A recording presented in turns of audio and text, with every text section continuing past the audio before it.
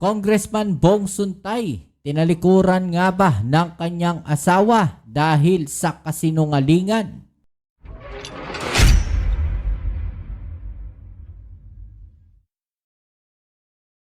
Yan po ang ating alamin ngayon at pag-uusapan, pero syempre bago ang lahat, please don't forget to subscribe, like, share, at comment dyan sa comment section. Okay, so ito pag-usapan natin mga babayan, no? Dahil nga sobrang init talaga, no? Neto pong si Congressman Bong Suntay.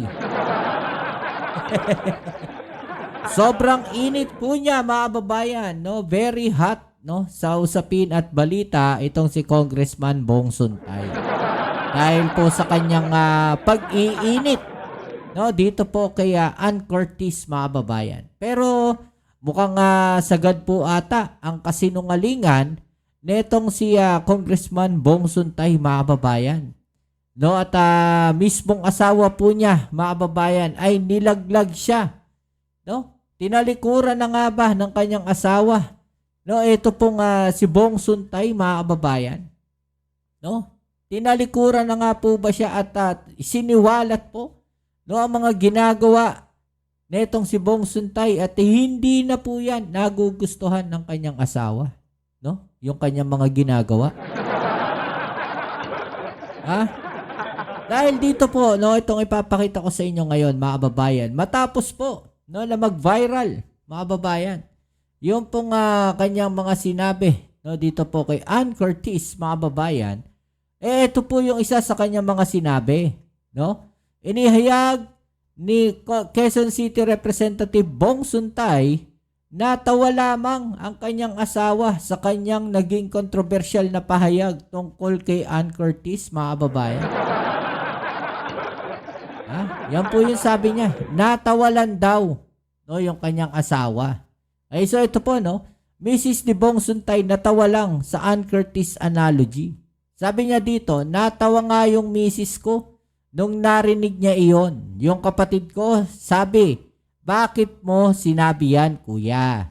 Yung mga kaibigan kong lalaki nung nag-viral lang sabi, idol kita talaga. It depends on how people appreciate it. Parang pinagmamalaki niya pa, mga babayan. Imbis na mag-sorry, mga babayan, sabi nga nila no, hindi mo na nga dapat sinabi, pinagmalaki mo pa. Imbis na mag-sorry ng taos puso, mga babayan. No, especially dito kay Miss Ann Curtis. Tila proud na proud pa siya sa kanyang mga ginawa at mga sinabi, mga babayan. No? Typical po na ugali ng mga DDS. Ay, wait lang. Wait lang, mga babayan. Dahil ayon po sa kanya, siya daw po ay hindi DDS, mga babayan. Hanapin natin muna yan. Okay. So, ito, mga babayan, Sabi po dito, ano sabi? Bong Suntay, hindi ako DDS, mga babayan. Yan po yung sabi niya, Hindi daw po siya DDS, mga babayan. Ito po yung balita. No? Itinanggi ni Representative Bong Suntay na isa siyang diehard Duterte supporter. Bakit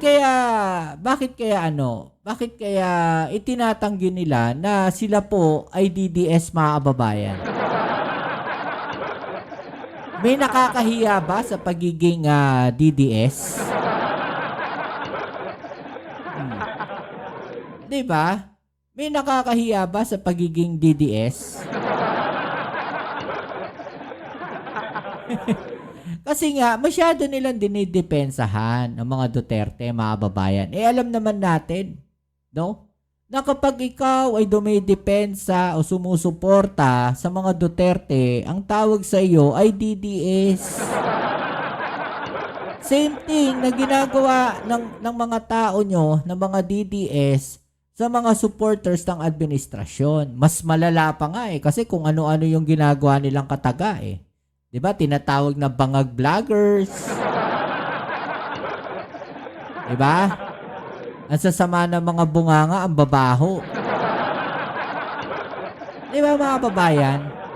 No, bakit ayaw ninyo nababansagan kayong DDS? Yun naman talaga yung ginagawa ninyo. 'Di ba? Yun naman talaga yung ginagawa Yun talaga yung nangyayari. Yun yung nakikita ng tao. Kaya kayo binabansagan na DDS. 'Di ba? Ayun yung mga neutral na din na pinagtatanggol yung ginagawa ng ating pangulo. No, tinatawag nila na mga BBM vloggers. Tinatawag nila na mga bangag vloggers. Oh. Bakit kayo ayaw nyo matawag na DDS? Nakakahiya ba maging DDS? Dito nga sa hearing may conclusion dahil nilalabas ko yung aking mga observations tungkol doon sa impeachment complaint. Sabihin nila hindi DDS yan. Yan po Hindi, I'm not saying that they jumped to that conclusion. But during the impeachment complaint of President Marcos, I was giving out the same observation. In fact, I voted for insufficiency in substance. Wala namang nagsasabi na ay pro. Ano yan? Diba?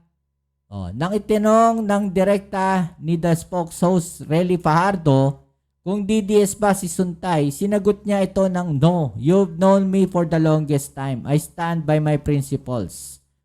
Hindi daw po siya DDS, mga kababayan. Pero kayo na po ang humusga, no? Kayo na po ang humusga dito po sa aking ilalabas na isang video, mga babayan. Panoorin niyo po ito. Ito po ay 2025 pa. Nagpasalamat si Congressional Frontrunner Attorney Bong Suntay ng Quezon City 4th District sa pagdalaw kamakailan ni Vice President Sara Duterte. Ayon kay Suntay, mahal na mga tag-QC ang mga Duterte. No, talagang binibuild up niya, mga kababayan. Sigurado ka, Kong Suntay, na lahat ng taga-QC o mga taga-QC ay mahal po si Duterte? Marami ang nalungkot nang ipadala sa ICC si dating Pangulong Rodrigo Duterte. No, taga-QC. Marami talaga nalungkot pero marami ring natuwa siguro. Nanawagan naman si VP Sara na iboto si Suntay bilang kinatawan muli ng QC 4th District pati na rin ang buong slate ng Team Serbisyo. Kaya naman pala mga kababayan. No? Kaya naman pala ganon. Dahil mismong si Sara Duterte ang nag-endorso kay Suntay. Naiboto siya. At syempre, nanalo, mga kababayan, ano pa nga ba ang ine-expect natin dyan?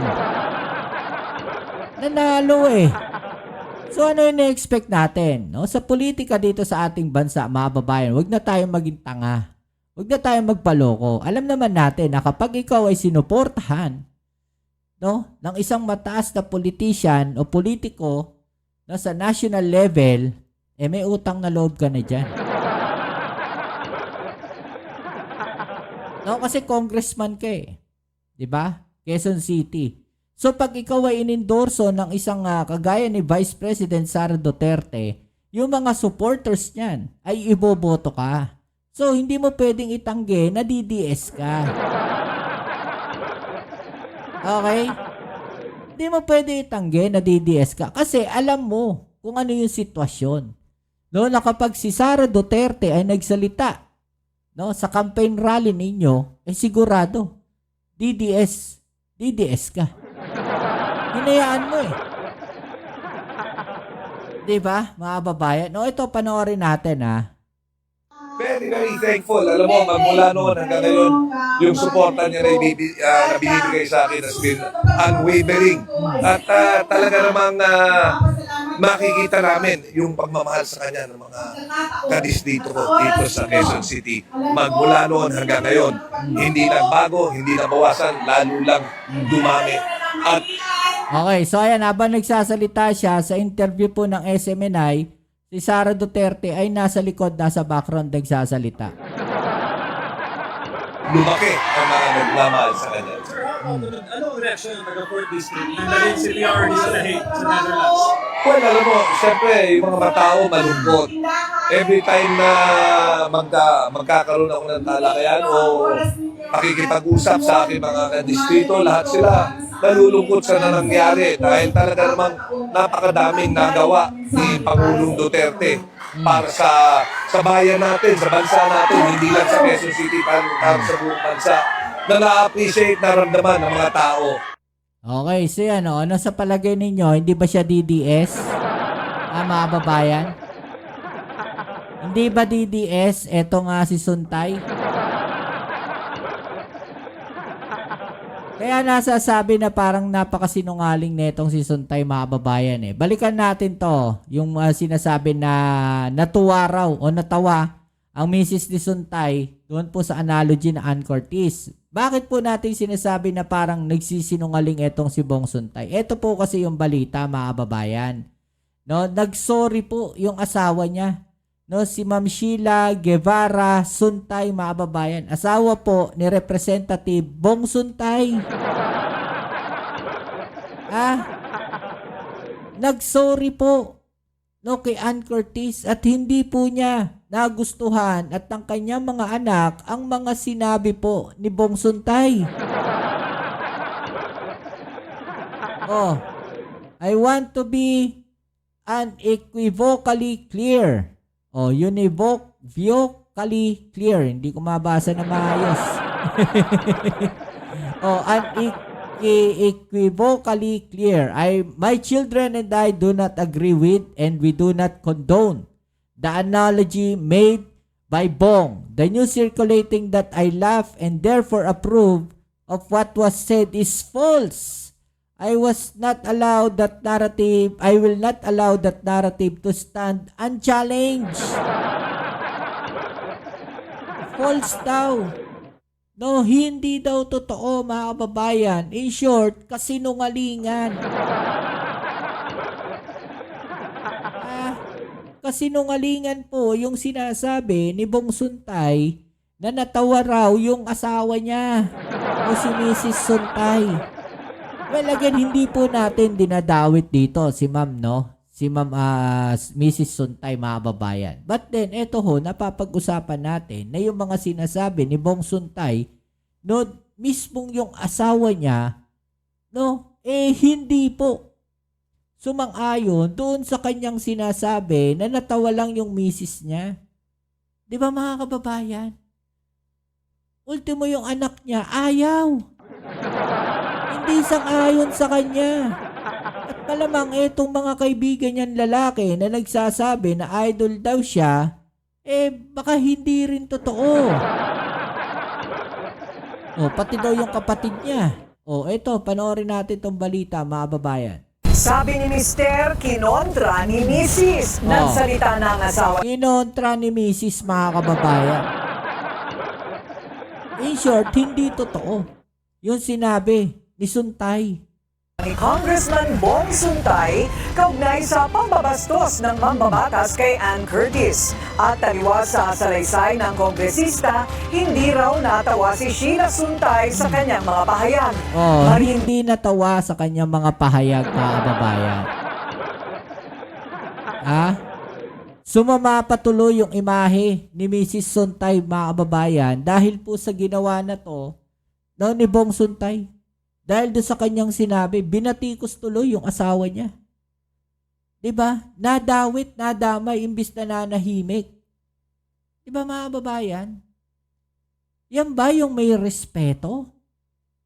Na ultimo asawa niya, nadawit, no, dahil sa kalokohan na kanyang sinabi, no, dahil sa kapalpakan niya, doon sa kanyang mga sinabi, mga babayan. Imagine ninyo, mismong asawa niya, no? Itinakwil yung kanyang mga sinabi. Din siyang humihingi ng tawad sa aktres. Yan ang Buti pa ito, taos puso yung paghingi ng tawad, mga babayan eh. Pero yung paghingi ng tawad ni Suntay, di ako sang-ayon doon. Kasi humingi siya ng tawad, pero parang parang meron pa siyang ibang sinasabi eh. Diba? Ganyan ba? Yung iboboto ninyong kongresista sa inyong distrito, mga taga-QC?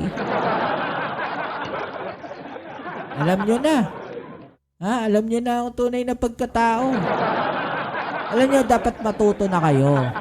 No, matuto na tayo na kapag may mga ganyang kongresista, no, huwag nyo nang iboto. Iba naman. No? Iba naman. Diba? Exclusive agenda report ni Pierre Pastor. Natawa. Alam mo, iba-iba eh. Yung misis ko natawa dahil alam naman nila. Yung kapatid ko sinabi, bakit mo sinabi yan, kuya? Diba? Live sinabi niyo, exclusive. Sa interview niya sinabi, mga babayan, hindi lang basta post. Diba? Sa Bilyonaryo News Channel niya pa sinabi.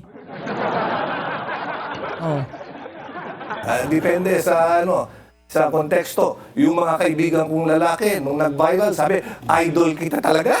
Diba? Parang ano pa siya tawag dito, proud pa siya kasi nakangiti pa siya, mga kababayan.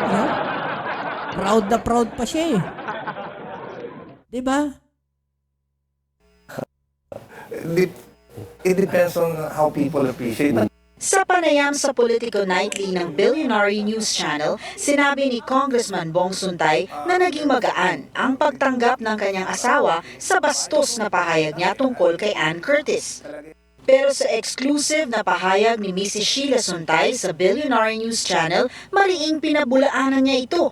Giit din niya, hindi siya at kanilang mga anak sumasang-ayon sa ginawa ng kanyang asawa at hindi raw siya natawa.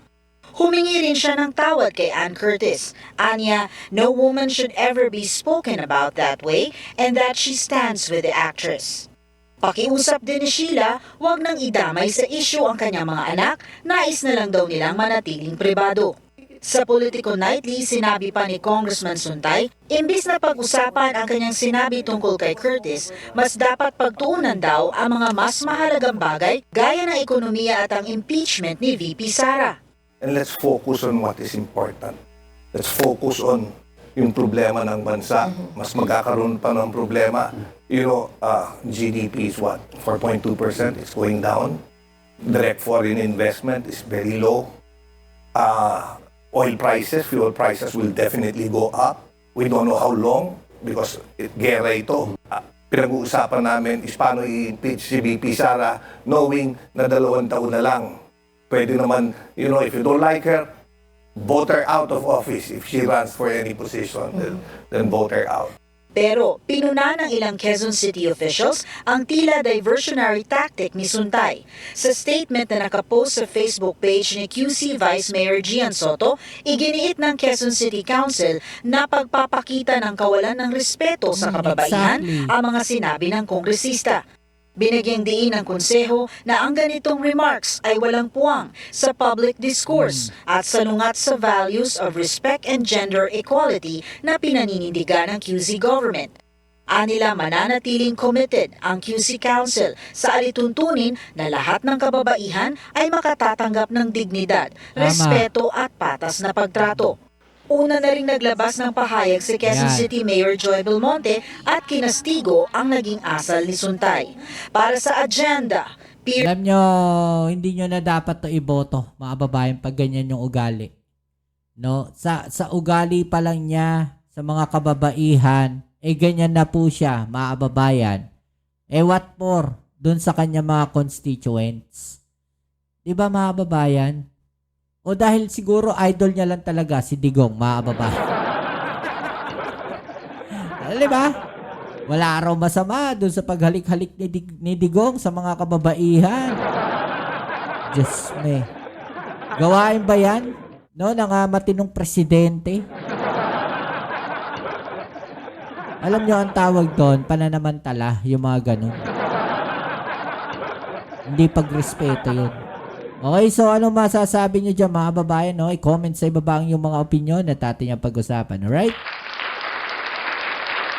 So yan muli, maraming salamat sa lahat ng mga patuloy na kasuporta dito sa ating channel. Kita-kits tayo sa ating next video. Ito muli ang inyong Kuya Mobs dito sa Mobs TV. Peace. I'm out.